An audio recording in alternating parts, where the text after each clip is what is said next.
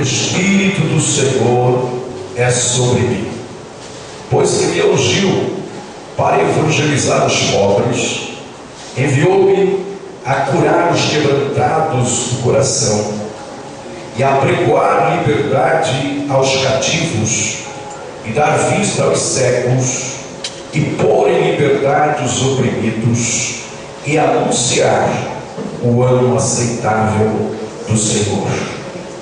E, cerrando o livro e tornando a dá-lo ao ministro, assentou-se, e os olhos de todos na sinagoga estavam fitos nele.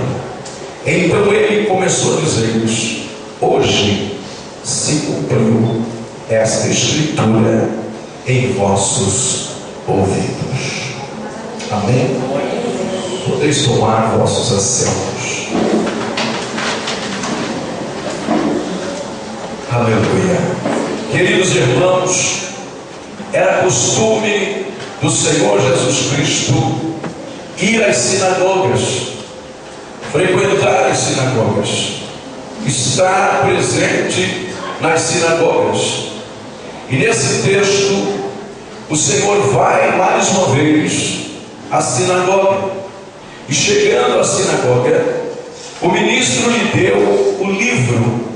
E quando o Senhor Jesus abre o livro da lei, o livro dos profetas, ele abre justamente no profeta Isaías, aonde o profeta messiânico havia profetizado a respeito dele há 700 anos antes de Cristo nascer.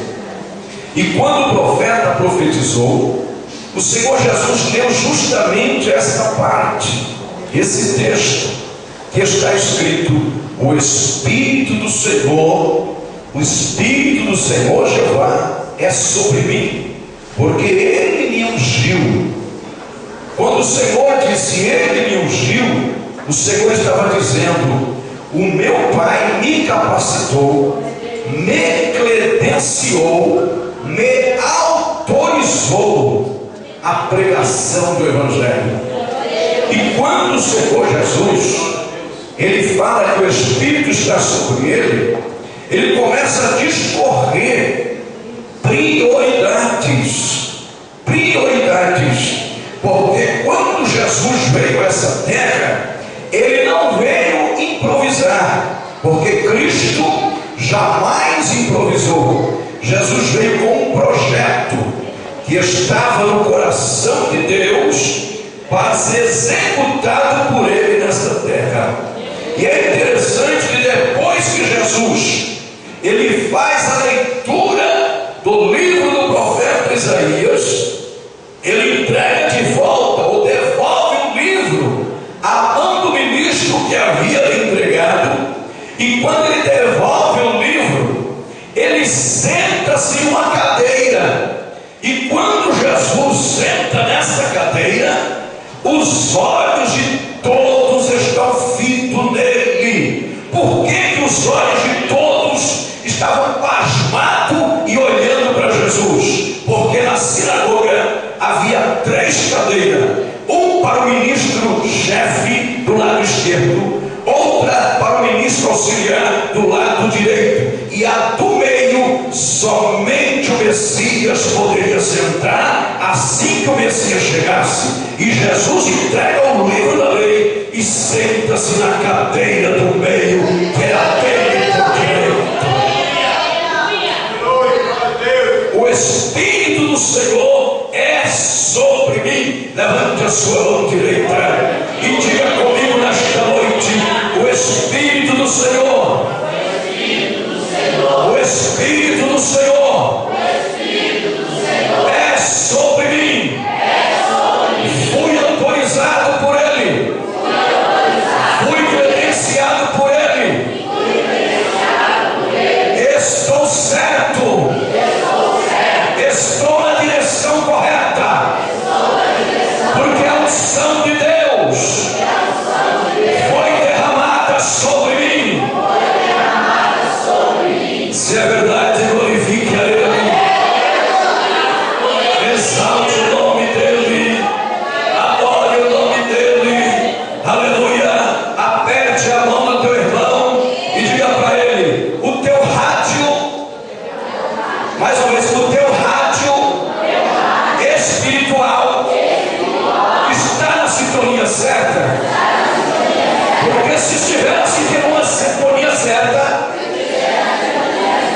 receber poder de Deus hoje? Oh, glória a Deus! Oh, glória a Deus! Se você estiver fora da sintonia, não vai receber nada. Mas se estiver ligado, centrado, tem poder de Deus hoje aqui para você. Tem ação de Deus hoje aqui para você. Tem glória de Deus hoje aqui para você. Aleluia! Quando o Senhor Jesus, antes de subir ao céu, a Bíblia é clara, irmãos, que Jesus, ele veio trazer um evangelho. E esse evangelho, diz o apóstolo Paulo, que é o evangelho de poder. O evangelho que Jesus pregou não foi o evangelho de água com açúcar para curar dor de barriga. O evangelho que Jesus pregou também não foi o evangelho de chazinho de erva doce nem de camomila. O evangelho que Jesus pregou foi o evangelho do reino. E ele mesmo declarou dizendo: quando o evangelho do reino for pregado a todo mundo com testemunho, então virá o fim. E é essa a nossa preocupação, porque há muita gente perguntando para mim: pastor Romir, eu tenho ouvido o evangelho ser pregado na rádio, na mídia, na TV, em muitos lugares. Será que já não está na hora de Jesus voltar? E eu te respondo da seguinte forma: e é o evangelho que Jesus mandou pregar? Porque o evangelho que Jesus mandou pregar é o evangelho do reino, o evangelho real, o evangelho completo.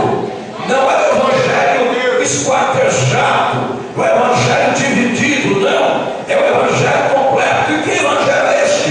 O mesmo evangelho que os nossos pais nos pregaram. Quem foi os nossos pais?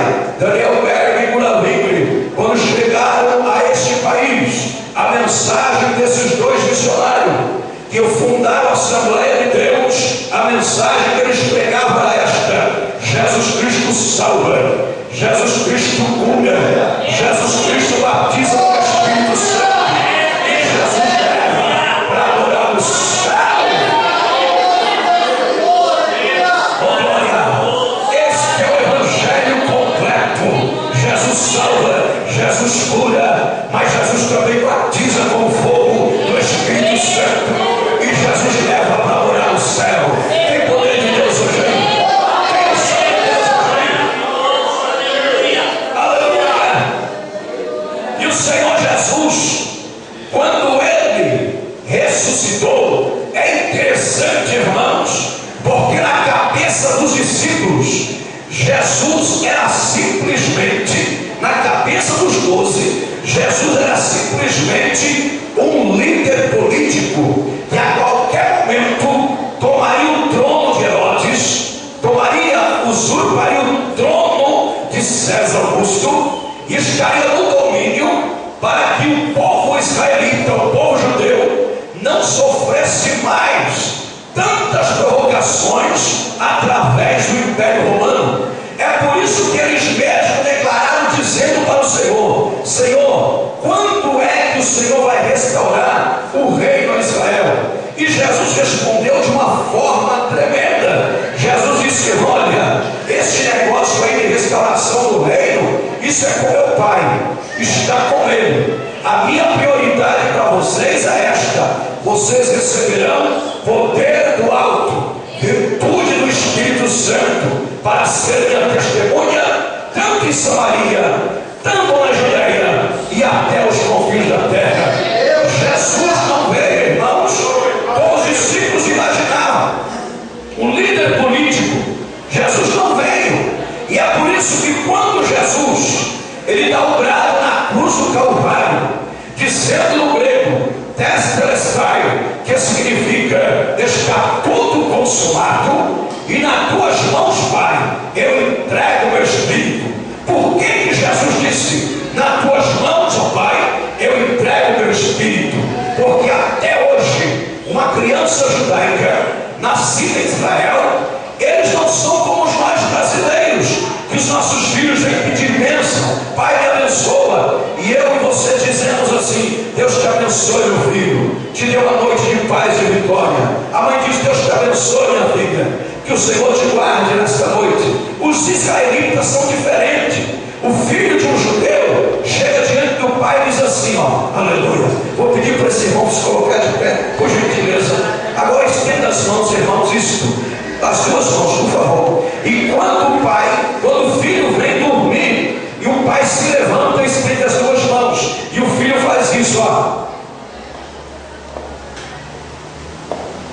E quando o filho põe as duas mãos na mão do pai, olha para os olhos do pai e diz: Pai, nas tuas mãos eu entrego meu espírito. Por que nas tuas mãos eu entrego meu espírito? Porque é somente um sono, e é o pai ou a mãe que vai acordar o menino para ir para a escola. Então, por isso que os filhos judeus dizem dessa forma: Pai, nas tuas mãos eu entrego meu espírito, que é o pai ou a mãe que vai acordar do sono. Foi por isso que Jesus disse: Pai, nas tuas mãos eu entrego meu espírito, porque é somente um sono, e ao terceiro dia o pai estaria despertando Cristo do sono, ressuscitando para sempre. Deus abençoe, irmão. Glória a Deus. Aleluia, aleluia. Quando Jesus foi crucificado na cruz, irmãos, ele foi justamente porque ele quis. Não foi os pregos, não foi as cordas que prenderam Jesus na cruz. Jesus foi para a cruz do Calvário, e vale a pena ressaltar que o nome Calvário significa caveira. Não somente o significado, mas a aparência da caveira. Mas existe também um pano de fundo, ou um estudo extra-bíblico, que mostra que também era chamado de caveira, porque todos que morriam na cruz não eram tirados da cruz, ficavam ali num sol terrível de 40 graus, e aquele sol cozinhava a carne da pessoa, e quando a carne era cozinhada apodrecia, e as aves de rapina, como águias e outros abutres, sentavam no ombro do que estava crucificado e começavam a arrancar a orelha, arrancar tanto da cabeça do cérebro, arrancar os olhos, e assim as aves de rapina, e arrancando os pedaços do que estava crucificado, e só caía a caveira ou esqueleto. É por isso que o nome era caveira. Jesus estava na cruz do Calvário simplesmente por amor, porque quando Jesus foi preso, diz o texto que Pedro tomou a espada. É interessante, Pedro andando com Jesus há 3 anos e não tinha ainda ficado livre da peixeira, não tinha ficado livre ainda da faca. Tem crente que está andando com Jesus, mas ainda não ficou livre dos palavrões, não ficou livre da murmuração, não ficou livre de tanta coisa. E Pedro toma a espada, e quando o soldado Malco vai prender Jesus, Pedro arremessa a espada, desce a espada na cabeça do soldado, que era para cortar a cabeça do soldado. E quando o soldado viu a espada descendo, tentou desviar, só ficou a orelha no lugar, e a espada bateu na orelha, e a orelha do soldado caiu. Jesus pegou a orelha e fez um transplante magnífico. Ou seja, Jesus naquele momento fez uma operação plástica, colocou a orelha de volta e disse para Pedro: olha aqui, Pedro, você não sabe, Pedro, que se eu orar agora, o meu Pai enviará 72 mil anjos. Por que 72? Porque ele disse que o meu Pai mandaria 12 legiões, e cada legião, irmãos, possui o número de 6.000. Jesus estava dizendo: olha, Pedro, tem 72 mil anjos só esperando eu orar, mas eu não vou fazer essa oração, porque se eu orar, todo o plano da redenção, da salvação é destronado, é destruído, é aniquilado. Jesus permaneceu no propósito. A morte de cruz é a morte mais horrenda, porque o seu corpo começa a entrar em câimbras, seca a tua boca, começa a ter febre. E é interessante que Jesus clamou dizendo: tenho sede. E aqueles soldado romano entendeu esponja com vinagre e levou até a boca de Jesus. E quando Jesus provou que era vinagre, Jesus cospe. Jesus não bebeu o vinagre. Por que Jesus não bebeu o vinagre? Porque o vinagre é anestésico, é anestesia pura. E Jesus queria sentir toda a dor da cruz do Calvário.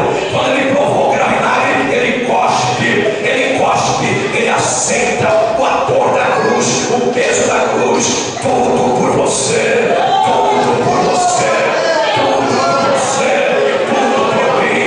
Você pode adorar nesta noite, você pode glorificar nesta noite. Aleluia, aleluia. Quando Jesus declarou dizendo: Deus meu, por que me desamparaste?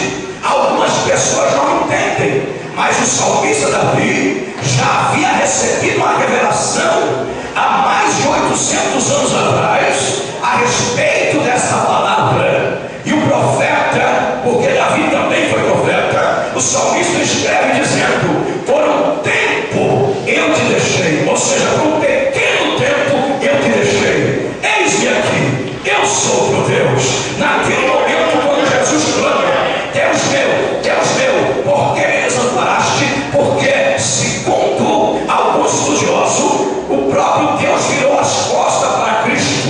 Por que o Pai virou a costa para os filhos? Porque Deus é santo, santo, santo, e não pode ver pecado.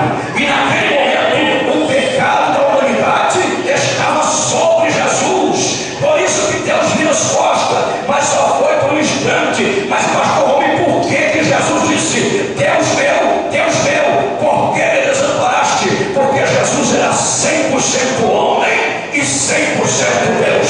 Como homem, ele sentiu sede, mas como Deus, ele é a água da vida que mata a nossa sede.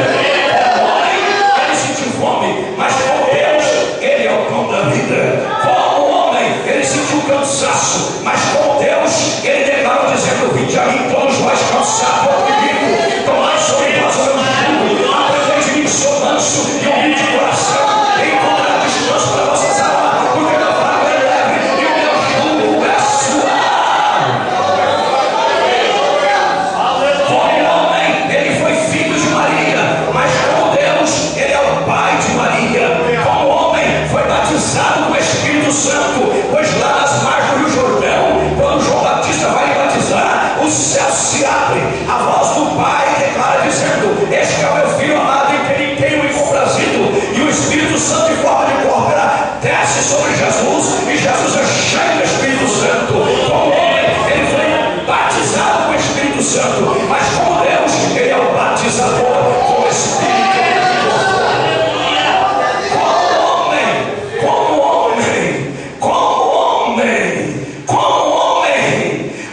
Os homens o feriram com varas, mas como Deus, ele vai reger as nações com vara de ferro. Como homem, lhe deram a coroa de espinho, mas como Deus, recebeu a coroa de glória. Como homem, ele entrou em Jerusalém montado em um jumentinho, mas como Deus, virá montado num cavalo branco, e na sua coxa vai ser escrito: Rei dos Reis e Senhor dos Senhores.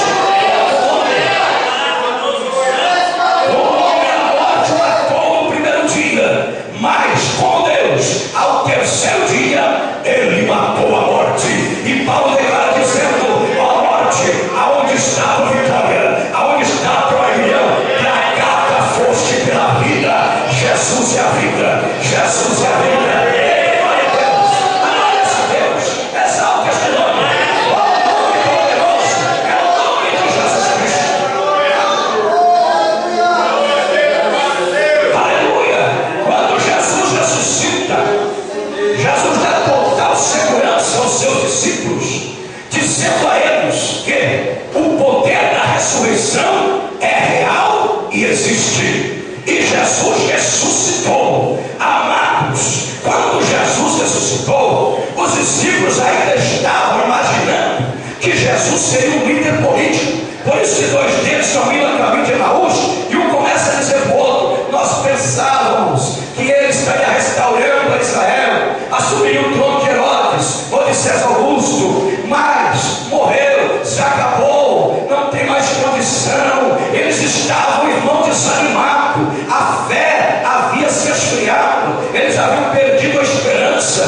enquanto eles estavam desta maneira, Jesus aparece no meio deles. No meio deles. Eu não sei como está teu coração, mas se você for aqui angustiado, triste, Jesus está no meio. Jesus está no meio. Para alegrar teu coração. Oh, glória a Deus. Ele vive.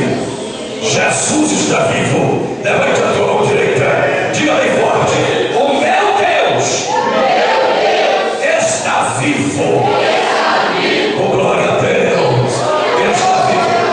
Ele está vivo. Ele vive para sempre.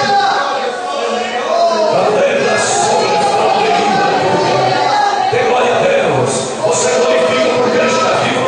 Você adora porque Ele está vivo. Vai morar no céu porque Ele está vivo. Recebe o batismo do Espírito Santo. É porque Ele está vivo. É curado porque Ele vive. Ele está vivo. Se nós fôssemos agora visitar os líderes das maiores religiões da terra, vamos visitar o líder dos muçulmanos. A religião, segundo a estatística mundial, é a religião que mais cresce. Vamos no túmulo de Maomé, vamos na cidade de Meca, nós vamos encontrar lá o túmulo de Maomé, escrito essa frase. Está escrito lá: aqui jaz as mortais de Maomé, morreu e se acabou. Se nós fôssemos agora também outra religião, outro líder de uma outra forte religião, chamada Espiritismo, vamos lá na França, no túmulo de Allan Kardec, o autor do Espiritismo, que diz que quem morre pode voltar reencarnado em uma galinha, em um frango, em uma formiga. Eu já matei tanta gente, já pisei tanto em cima de formiga. Você, meu irmão, já matou tanto frango. Imagina se isso fosse verdade. Mas a gente aí, às vezes até culpa, advogado, juiz de direito, acreditando nessa mentira do diabo, que quem morre pode voltar em forma de um inseto, de uma galinha, de um frango, de um animal. Essa é a mentira terrível. A Bíblia diz que quando você morre, segue-se o juízo. Mas uma coisa é certa: chegarmos lá no túmulo de Allan Kardec, lá está escrito: aqui jaz as mortais de Allan Kardec, morreu e se acabou. Fundador de outra religião, está lá, está lá. Vamos com outra religião muito forte. Quando foi fundada por Siddhartha, conhecido como Buda, pastor, não sei quem é esse, eu vou te mostrar quem é ele. É aquele japonês da barriga grande. Está muita gente adorando aquilo ali. Se você for na Índia, também está escrito que jaz as mortais de Siddhartha, morreu e se acabou. Mas se fôssemos hoje, agora, lá no túmulo de Jesus, que está em Jerusalém, está escrito em letras garrafais, no hebraico, no grego, está escrito: não está mais aqui.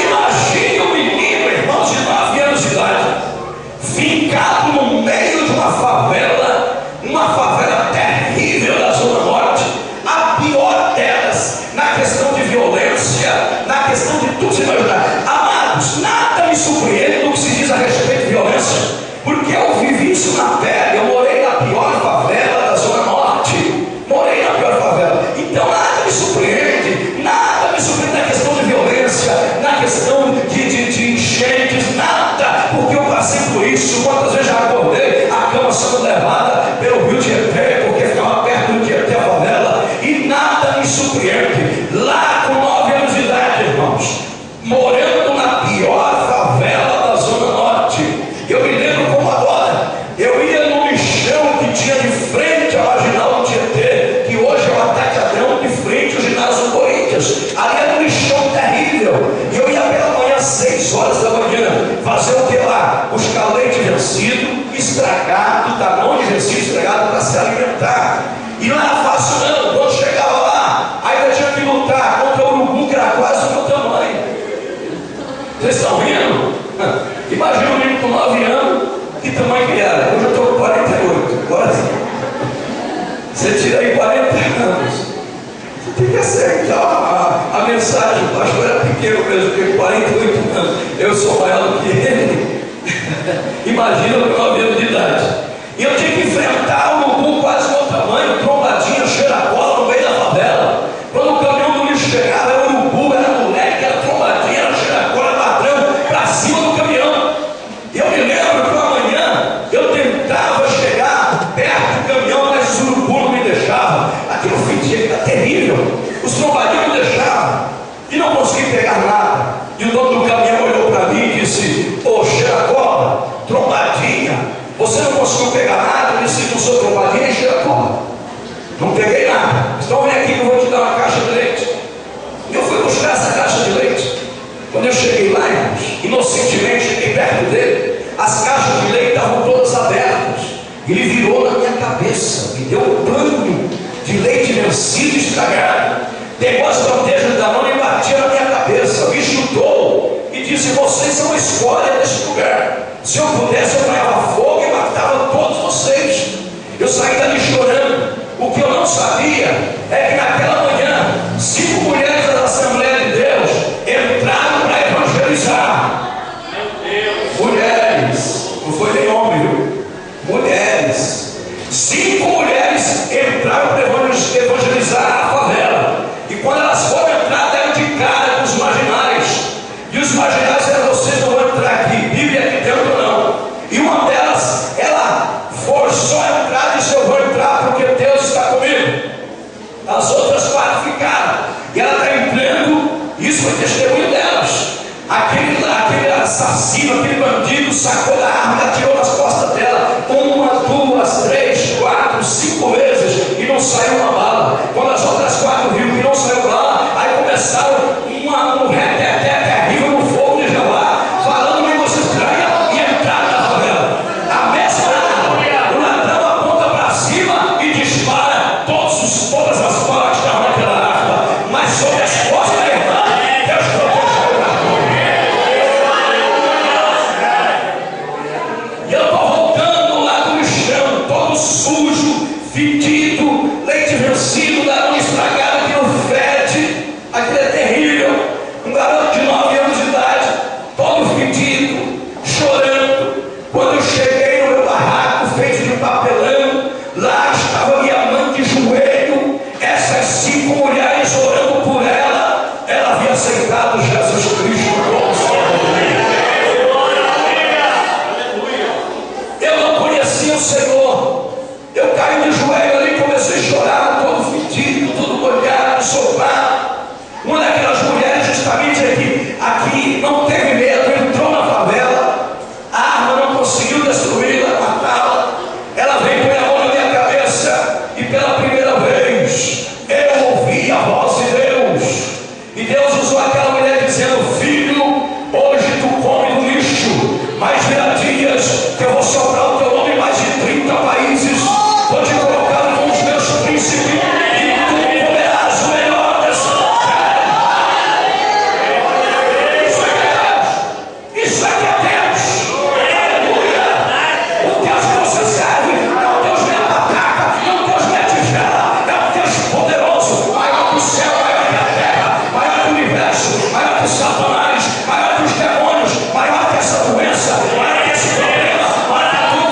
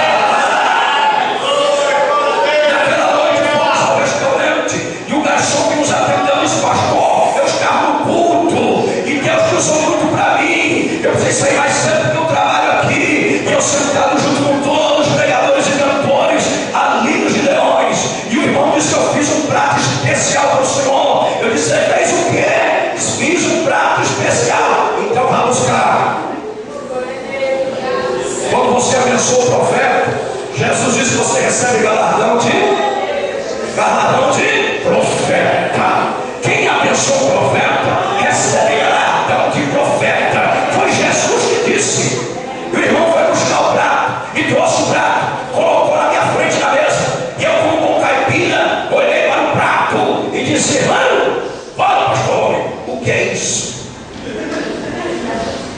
Ele disse: pastor, isso aqui é caviar com filé mignon, o favelado, ensopado de leite estragado, disputando com o urubu, disputando com o trombadismo da bola, estava comendo o melhor da terra.